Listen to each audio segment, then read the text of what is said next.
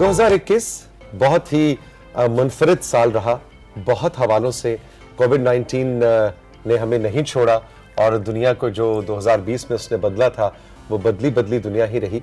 लेकिन साथ ही साथ सबीन 2021 हमसे पाकिस्तान के फिल्म, टेलीविज़न और म्यूज़िक इंडस्ट्री के बहुत ऐसे नाम ले गया कि जिनकी मौजूदगी जो है वो हम उनको कहते थे लिविंग लेजेंड्स हैं और उनसे हमें सीखने को मिलता था। और अचानक ऊपर तले ऐसी खबरें आई कि पूरा साल जो है वो बहुत उदासी वाला साल रहा।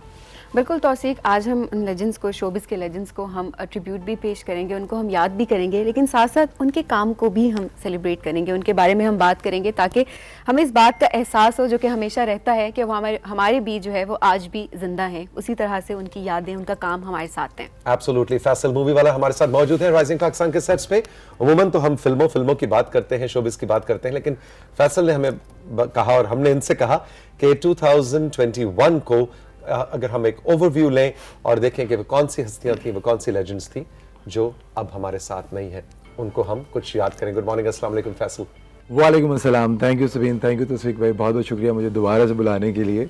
और मैं जब इस मौजू पे बात करना चाह रहा था तो मैं बहुत उदास था इनिशियली कि ये इस मौजू पे मैं कैसे बात करूं, लेकिन उसके साथ साथ मुझे ऑनर्ड भी फील कर रहा हूं कि मैं ऐसे लोगों के बारे में बात करने वाला हूं इस प्लेटफॉर्म के ऊपर जिनका काम रहती दुनिया तक याद रखा जाएगा। एब्सोल्युटली। और इनमें से ज्यादातर तादाद उन नामों की है जिनका ताल्लुक भी इस इदारे से रहा। पीटीवी उनका घर रहा, पीटीवी से उन्होंने अपना करियर शुरू किया।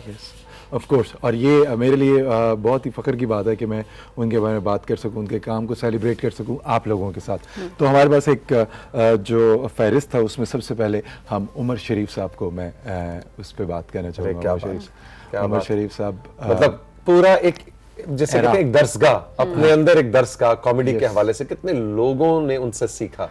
बहुत सारे लोगों ने सीखा। तो सीख भाई, ऐसे लोगों ने भी सीखा जो कि सरहद पार रहते हैं जी, और सरहद पार रहने वाले लोग उनके इतने मद्दाह हैं और वहाँ के कॉमेडियंस उनको अपना गुरु मानते हैं। exactly. मैं आपको बताऊं, एक परवीन अकबर साहिबा जो हैं एक्ट्रेस हैं, उन्होंने मुझे बताया कि जब वो भारत गई आज से कोई 15 साल पहले, तो गोविंदा एक बहुत बड़ा नाम है वहाँ का भारत, उन्होंने कहा कि आप क्या उमर शरीफ की कैसेट्स लाई हैं? वो मेरे रूहानी उस्ताद हैं। उमर शरीफ साहब के बारे में कहा। और अभी जब उमर भाई का इंतकाल हुआ तो उस पे जब आप सोशल मीडिया पे देख रहे थे कि लोगों ने जो पोस्ट्स डाली और कमेंट्स और शेयर्स, तो उसमें एक बहुत बड़ी तो अगेन वही बात है कि जहाँ उर्दू बोली समझी जाती है वहाँ पे उमर शरीफ साहब का काम जो है, कितनी जिंदगियों में उन्होंने हंसी और जॉय और खुशी जो है वो बांटी। बिल्कुल सही कहा आपने। मैं खुद मौजूद था उनके फ्यूनरल पे, लेकिन मैं आपको एक और बात बताना चाहूँगा कि जो आखिरी उनका टीवी पे अपीयरेंस थी उसमें भी वो मुस्कुरा रहे थे।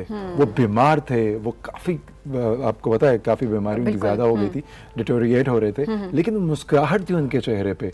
और उनके अगर काम की बात करें तो बहुत सारे लोगों को पता भी होगा, जिनको नहीं पता आज के जो जी जनरेशन है, आपको बताएं कि हम उमर शरीफ साहब का एक ड्रामा था जिसने तहलका मचाया, स्टेज का ड्रामा। उन्होंने स्टेज पे भी काम किया, फिल्म पे भी किया, उन्होंने टीवी पे भी किया और रेडियो भी किया उन्होंने, प्राइवेट शोज बहुत सारे। उसका नाम था बकरा किस्तों पे। और उनका खासा ये था उमर शरीफ साहब का कि जो उस वक्त का मौजू होता था ना, हॉट, उस पे वो रातों रात ड्रामा लिख के और स्टेज पे आ जाता था। यानी अगर ईद आ रही है तो उस पे, अगर कोविड आ गया है तो कोविड पे, या अगर कुछ भी हो रहा है इस दुनिया में तो वो अगले दिन उमर शरीफ साहब की जो विट और ह्यूमर है वो उसके ऊपर अपने बेस्ट पे नजर आता है। और उसका कोई सानी नहीं है। इनके पास रिकॉर्ड है कि एक ही साल में इन्होंने 4 निगार अवार्ड जीते। वाह। वैसे टोटल तो 10 हैं और तमगा इम्तियाज भी है इनके पास। अच्छा जी, आगे बढ़ा। उमर भाई के बाद और अब हमने किसको याद करना है? दुर्दाना भट्ट साहिबा। अरे क्या बात। 70s में अगर हम जाएं, पीटीवी 80s 70s पाकिस्तान के ड्रामा, अनकही का दौर, 50-50 खास तौर पे, जहाँ से ये इनकी कॉमेडी जो है सीरियस, मतलब कुछ लोग होते हैं कि जो तंज़ और मज़ाक की कॉमेडी करते हैं, ये सीरियस कॉमेडी कर दी है। और आंगन टेढ़ा, आंगन टेढ़ा, कौन भूल सकता है आंगन टेढ़ा। तो इनका जो काम है पाकिस्तानी ड्रामा के हवाले से, पाकिस्तान के कॉमेडी जितने प्लेस थे, ये जो 50-50 का दौर था, आंगन टेढ़ा का दौर था, ये रहते जब तक मेरा ख्याल है कि ड्रामा का जिक्र रहेगा जब तक ड्रामे बनते रहेंगे, इनके बगैर बात मुकम्मल नहीं हो सकती। बिल्कुल टूरी, I miss you so much today. अब मुझे यकीन नहीं आ रहा कि हम आपको याद कर रहे हैं, हम आपको खुदा हाफिज कह चुके हैं, लेकिन मेरा ख्याल है जो पहले भी हम बात कर रहे थे कि ये वो काम है, ये वो नाम है कि जिनके काम को सभी ने भी कह रही थी कि हम इनको, ये काम खत्म नहीं हुआ, the work lives on. Exactly. Yes. ये लेजेंड्स जो है ना, they are living legacy, on. Yes the legacy आगे चलती है। अच्छा जी, अगला नाम है जो हमारे पास, उनका नाम है अनवर इकबाल साहब। अरे what a handsome Baloch. Man, है ना जी? क्या बात है, क्या बात स्क्रीन है। सज जाती थी जब भी वो स्क्रीन पे आते थे, और प्रेजेंस थी उनकी, क्या प्रेजेंस थी। अच्छा, अनवर इकबाल बलोच साहब के बारे में ये कहा जाता है कि ये सिर्फ एक्टर नहीं थे, ये प्रोड्यूसर भी थे। और इनकी खास बात मैं आपको बताऊं तौसीक भाई, क्योंकि ये इनका पूरा नाम है अनवर इकबाल बलोच। ये पाकिस्तान के वो प्रोड्यूसर है जिन्होंने बलोची पहली फिल्म प्रोड्यूस की अच्छा 1980s, लेट 80s में। Okay okay. और ये प्रोड्यूसर भी थे। और इनके ड्रामास, अगर आपने इनके ड्रामास देखने हैं तो वो मेरा ख्याल है कि ऑनलाइन बिल्कुल मौजूद हैं। और उनमें आखिरी चटान इनका शमा, और आखिरी शमा, वही मैं कहने लगा था, शमा से इनको शमा, बहुत yes, शोहरत मिली। शमा से बहुत शोहरत मिली इनको। और फिर इनके जो भाई हैं, जो वश एक चैनल है जो कि बलोची चैनल, उस पे भी इनके शेर थे, वो भी इन्होंने चलाया। तो बलोची ज़बान की अगर हम बात करें ना, ज़बान की बात करें अगर हम, Exactly. तो उसमें भी मीडिया के हवाले से बड़ी उनकी कंट्रीब्यूशन। यस, बहुत ज़्यादा कंट्रीब्यूशन है। तो again yes, he was a veteran actor. और इनका काम हमेशा एक एकेडमी की तरह, अगर आप आज भी देखें इनका काम, बहुत ही वर्सेटाइल काम था। संभला हुआ ना स्क्रीन, वही जो तुमने ठहरा कहा, हुआ। स्क्रीन सज जाती थी। हाँ, तो एग्जैक्टली, बिल्कुल। अच्छा जी, मूविंग ऑन, फारूक कैसर साहब। अरे अंकल सरगम। अंकल। अच्छा, ये भी अगेन वो नाम है सबीन Exactly. कि यकीन नहीं आ रहा कि फारूक, मुझे ऐसे लगता है कल की बात है कि यहाँ या। हमने अंकल सरगम को इसी ऑरेंज सोफे पे बैठ के अंकल सरगम का इंटरव्यू किया, फारूक कैसर साहब।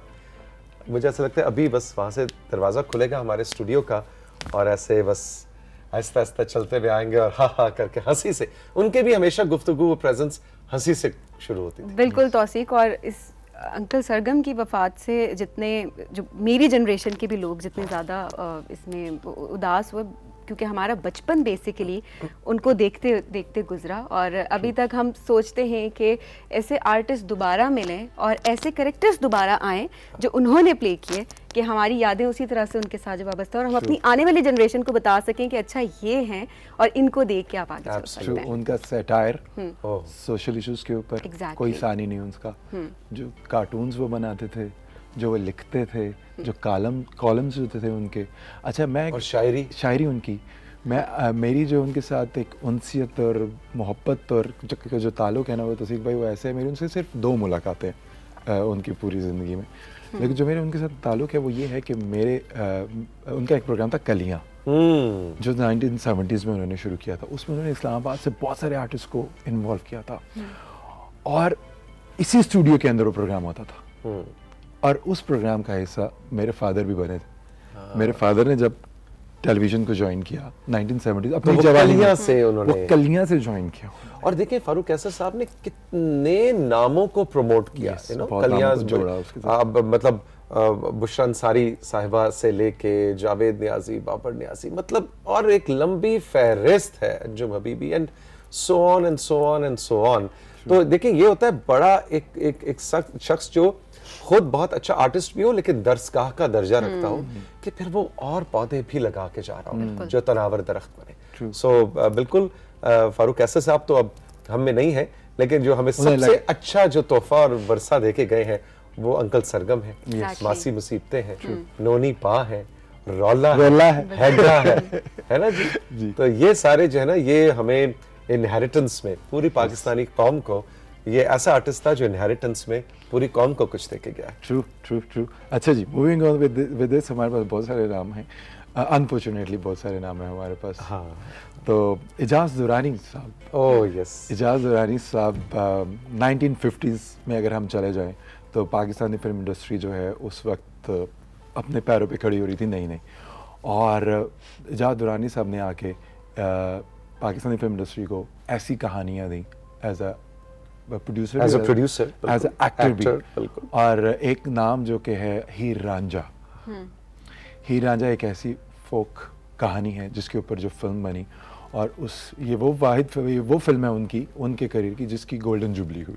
एग्जैक्टली और ये फिल्म वो है फैसल, मतलब हीर रांझा के ऊपर इंडिया में भी फिल्म बनी, पाकिस्तान में एक नहीं एक से ज्यादा बार फिल्म बनी, लेकिन जो एजाज दुरानी साहब की हीर रांझा है वो आज भी आप देखने लगे तो आप उसका स्क्रीन प्ले वो आज की जनरेशन को भी ग्लू कर लेती है। और मेरा ख्याल है Of course. मतलब उसके गाने आज भी वो जो वंजली वाले या वो जो बजता है ना, तो सुन आपको वंजली दी मिठड़ी तान में, तो आपको उनका चेहरा सामने दिखाई देता है। Exactly. और he was so handsome. Sabina आपको पता है पाकिस्तान के पहले हीरो थे वो, पाकिस्तान के पहले हीरो। जबरदस्त। और माशाल्लाह इतने क्रिज्मा उनका था, पर्सनालिटी का, इतने हैंडसम थे। नूरजहां साहिबा से उन्होंने पहली शादी हुई, फिर अनफॉर्चुनेटली वो शादी नहीं चली, 10 साल बाद उन्होंने फिर सबिहा बेगम से शादी की। तो उनका जो काम है अगर आप वो देखें एज अ प्रोड्यूसर भी, तो वो पाकिस्तानी फिल्म इंडस्ट्री के लिए एक बहुत कंट्रीब्यूशन है। एग्जैक्टली ये बहुत बड़ी कंट्रीब्यूशन है, क्योंकि एज एन एक्टर तो जो काम है आप करते ही हैं, लेकिन लेकिन असल में जो काम आप जो बुनियादें रख रहे होते हैं वो एज अ प्रोड्यूसर या एज अ डायरेक्टर रख रहे होते हैं। True true. अच्छा जी, आगे चलते हैं। अब हम आ रहे हैं ड्रामा की तरफ। और ड्रामे के जब हम बात करते हैं, ड्रामा लिखने की जब बात करते हैं, तो हसीना मोइन साहबा, इनके बगैर तो गुफ्तगू ख़त्म नहीं होगी जब हम ड्रामा की बात करते हैं। Exactly. हसीना मोइन साहबा ने पाकिस्तानी ड्रामा इंडस्ट्री को बिल्कुल बदल के रख दिया। और उन्होंने जितने भी ड्रामे लिखे, उनकी जो ख़ास बात मैं आपको बताना चाहूँ जो कि बहुत कम लोगों को मालूम है, वो ये है, वैसे सबको पता है उन्हें बहुत सारे पाकिस्तानी ड्रामे थे, लेकिन जो कम लोगों को मालूम ये बात है कि उन्होंने सरहद पार भारत के लिए भी बहुत सा काम किया। और उन्होंने जितना काम किया वो एक ख़ास काम था उनका। उन्होंने डायलॉग्स लिखे थे एक फ़िल्म के लिए जिसके लिए उनको एक अवार्ड मिला, जो कि एक बहुत बड़ा अवार्ड समझा जाता है भारत में। और उन्होंने फिर माजरत की वहाँ जाने से कि मैं अपने पाकिस्तानी भाइयों बहनों का दिल नहीं दुखाना चाहती। एग्जैक्टली और उनके डायलॉग्स के बारे में ये कहा जाता था कि उनसे ज्यादा नेचुरल, बिल्कुल ऐसा लगता था कि आप वो डायलॉग नहीं है, वो कॉन्वर्सेशन है। एग्जैक्टली और मुझे हसीना मोइन साहिबा के साथ काम करने का मुझे बेसिकली एक ऑनर हासिल हुआ। और उनकी डेथ से 2 हफ्ते पहले ही हमने एक प्रोजेक्ट जो है वो कंप्लीट किया, एक प्ले हमने कंप्लीट किया था। उसमें जो मुझे सबसे अच्छा उनकी एक चीज़ लगी वो ये कि वो हमेशा इस चीज़ का ख्याल रखती थी कि उन्होंने एक खातून को हमेशा एम्पावर्ड दिखाना है। वो उसमें अभी वो प्रोजेक्ट अभी मतलब नहीं हुआ, लेकिन उसमें भी कैरेक्टर ऐसा है कि उसमें आप एक खातून जो है उसको एम्पावर्ड, और वो खुद से बताती थी एक एक चीज़ सिखाना, एक एक लफ्ज़ सिखाना, तलफ़्फ़ुज़ बताना। और उसके बाद वो बताती थी कि अच्छा ये जो कैरेक्टर है ना, इसमें तुम्हारे अंदर मैं एम्पावर्ड लड़की देखना चाहती हूँ। और हमेशा वो यही कहती थी, वो कहती थी कि मैंने सिर्फ और सिर्फ जो है वो एक खातून को मैं एम्पावर्ड दिखाऊँ। अब ये देखिए ना, कितनी खूबसूरत बात है, आजकल के राइटर्स को पता भी नहीं होता कौन सा ड्रामा किस सेट पे चल रहा है। एग्जैक्टली। और ये राइटर थी उस ड्रामे की, और वो कैसे आर्टिस्ट को बता रही है। और इनके बारे में कहा जाता है इनके पास एक खास नज़र थी आर्टिस्ट को देखने की, उसको जांचने की। ये बता देती थी कि ये बंदा है, ये बंदी है जिसमें टैलेंट है और ये बहुत आगे जाए। एग्जैक्टली। अच्छा जी, अब हमारे पास वक्त बहुत कम है, हमें ब्रेक पे जाना है, लेकिन हमारे पास बहुत सारे नाम हैं। हाँ, इसलिए हम जरा थोड़ा जल्दी वही बात है जो फैसल अभी कह रहे थे कि बड़ी अनफॉर्चुनेट सी बात है कि 2021 को जब हम खुदा हाफिज कह रहे हैं और लेजेंड्स को याद करें जो हमें छोड़ गए इस साल में, उनकी फहरिस्त बहुत लंबी है। तो भाई जरा ब्रेक को थोड़ा छोटा कर लेंगे, लेकिन मैं चाहूंगा कि हम जल्दी सारी फहरिस्त को एक ग्लांस उस पर डाल लें, जरूर नजर डाल लें। एक ऐसा नाम जिनका पीटीवी के लिए बहुत जिन्होंने काम किया, जिन्होंने रेडियो के लिए बहुत काम किया, और उनका जाना वाकई में ऐसा लगा कि एक बहुत बड़ा एसेट चला गया हमारा, कवल नसीर साहिबा। एग्जैक्टली। कवल नसीर साहिबा ने 50 जिंदगी के बरस दिए पीटीवी को, रेडियो को। और पीटीवी का पहला चेहरा जब 1964 में तारिक अजीज स्क्रीन ओपन हुई तो तारिक अजीज साहब और कमल नसीर साहिबा दोनों हमें छोड़ गए, और वेरी अनफॉर्चुनेट। और मुझे तो वाकई फारूक कैसर साहब के साथ साथ मुझे कमल आपा का भी लगता है कि बस अभी दरवाजा खुलेगा और वो अपनी वही ग्रेसफुल खूबसूरत अच्छा सा परफ्यूम लगा के हंसती हुई, और क्या एलिगेंट, बहुत कितनी खुश लिबास खातून, और वो अपनी चेहरे पे स्माइल, हर वक्त स्माइल चलती हुई आएंगी और प्यार करेंगी और हंसते हंसते बात शुरू करेंगी। और तौसीक उर्दू का तलफ़्फ़ुज़, एग्जैक्टली उर्दू जो उनसे हमने सीखी। एग्जैक्टली। और हर बात को अदा करना, स्पेशली एक्सप्रेस करना, वो उनको बंदा जब सुनता था तो बस सुनता ही रह जाता था। क्या कहने। अच्छा जी, तेज आगे बढ़ते हैं हम। अगला जो हमारे पास नाम है वो है नायला जाफरी का। नायला जाफरी बहुत फाइट की नायला ने भी, हमारी बड़ी प्यारी दोस्त। यस, कैंसर के मर्ज में मुब्तला रही वो। 2016 में उनको कैंसर डायग्नोज हुआ, तब तक वो काम कर रही थी। 90 से लेके अभी तक वो माशाल्लाह से बहुत अच्छा काम कर रही थी, और she was a veteran actress. और जब उनको ये हुआ, मैं आपको एक बात बताऊं, उन्होंने कहा कि मुझे ना हुकूमत ने सिंध ने ऐलान किया कि हम आपको मदद करते हैं, और उन्होंने वो मदद लेने से बड़े हम्बली इनकार कर दिया। उन्होंने कहा कि आप मेरी मदद करने के बजाय जो कि मेरे ड्रामास रीरन होते हैं, आप मुझे उसकी रॉयल्टी पे कर दें। फिर यहाँ से एक पूरा इनिशिएटिव बना कि अगर आपका प्राइवेट सेक्टर में जो रॉयल्टीज का तस्करा चल रहा है, बिल्कुल, तो दैट वाज वेरी अनफॉर्चुनेट। और ऑफ कोर्स उनका काम भी माशाल्लाह से बहुत बड़ा काम है उनका ड्रामा इंडस्ट्री के लिए, और हमेशा याद रखा जाएगा। अच्छा जी, मूविंग ऑन नेक्स्ट, हमारे पास अगला नाम है सुहेल असगर साहब का। अरे सिंध के किसी वडेरे का कोई कैरेक्टर हो, सिंध लाड़काना में, हैदराबाद में जब कोई एक बड़ा विलन दिखाना हो, हीरो से भी बड़ा, स्क्रीन को उठाना हो, लार्जर देन लाइफ कैरेक्टर करना हो, तो सुहेल असगर साहब का नाम लिया जाता था उस वक्त। और सुहेल असगर साहब के जो कैरेक्टर्स हैं, तो भाई मैं आपको एक बात बताऊं, आज भी लोग उनके कैरेक्टर्स को फॉलो करते हैं, उनकी बॉडी लैंग्वेज को, वो उनका उठना बैठना, मार्किंग, उनके बोलने का अंदाज, ऐसा जैसे वो कैरेक्टर को लेके चलते थे। He used to live the characters. Yasir Hussain ने भी एक अवार्ड जीता है, यासिर हुसैन के साथ मैंने रिसेंटली काम किया, उन्होंने इस अवार्ड, जिस कैरेक्टर पे उन्होंने अवार्ड जीता वो एक वडेरे का था, उस पर उन्होंने जिक्र किया कि मेरी इंस्पिरेशन ये था सुहेल असगर साहब का कैरेक्टर, जो उन्होंने अपने ड्रामों में सिंधी कैरेक्टर प्ले किया। एग्जैक्टली। और तो बिल्कुल सुहेल असगर साहब भी, और पाकिस्तान टेलीविजन से उनका ऐसा रिश्ता, रेडियो से, ओहो, रेडियो की आवाज़, बहुत सी डॉक्यूमेंट्रीज हैं जिसके पीछे उनका वॉइस ओवर, बहुत से एड्स हैं, कमर्शियल्स हैं, पब्लिक सर्विस अनाउंसमेंट्स हैं। मतलब उनको ये गुर आता था, रिफाइंड, उनको गुर आता था, वो बहुत से कैप्स पहन लेते थे, यू नो, जैसा हो रहा है कि एक वडेरा टाइप कैरेक्टर करना है, या एक सेठ का करना है, कोई रेडियो पे कोई बात करनी है, कोई कमर्शियल के पीछे आवाज देनी है, तो वो एक वक्त में मुख्तलिफ टोपियां पहनने का हुनर जानते थे as an artist, as a broadcaster. बिल्कुल आपने सही कहा। मैं बिल्कुल क्विकली बताऊंगा कि मैंने ना अभी रिसेंटली मैं एक सेट पे था, वहाँ पे नूरुल हसन साहब थे। नूरुल हसन साहब से मैं इनके बारे में बात कर रहा था, इनके काम के बारे में बात कर रहा था। उन्होंने मुझे उनका जिस दिन उनकी डेथ हुई आखिरी ऑडियो नोट सुनाया। अच्छा, वो ऑडियो नोट था, दो मिनट का ऑडियो नोट था, जो उन्होंने खैरियत तलब की नूरुल हसन साहब ने, और उन्होंने कहा रब दा बड़ा शुक्र है, पंजाबी में बात करें नूरुल हसन साहब से, रब दा बड़ा करम है, रब दा बड़ा शुक्र है, बस बीमारी आ रही, बीमारी आंदी चली जाती है, ये बस सो पॉजिटिव आखिरी दिन के। और देखिए वो शख्स रब का बीमारी में भी रब का शुक्र अदा कर रहा था, और यही मेरा ख्याल है कि बहुत बड़ी बात होती है। हम छोटी सी छींक आ जाए, बुखार हो जाए, हम गिला शुरू कर देते हैं, अरे लुट गए, बर्बाद हो गए, मर गए। आप देखें कितना बड़ा आदमी था वो, बहुत बड़ा इंसान था। एग्जैक्टली, कि उस कंडीशन में भी या उस बीमारी में भी वो कह रहे थे रब दा बड़ा शुक्र है। ट्रू। अच्छा जी, मेरा ख्याल है एक दो हमारे पास नाम अभी है। बेगम खुर्शीद साहिबा, उन्होंने 1990 तक बहुत काम किया, गाती भी बहुत अच्छा थी, पर्सोना भी बहुत अच्छा था, एक्टिंग तो कमाल की करती थी। अब वो भी हम में नहीं रही हमारे पास वक्त।